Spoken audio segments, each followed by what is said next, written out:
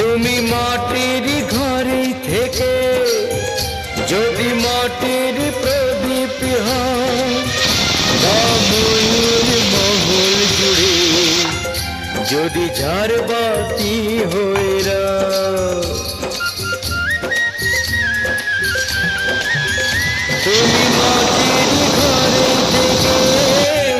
যদি মাটির প্রদীপ হও,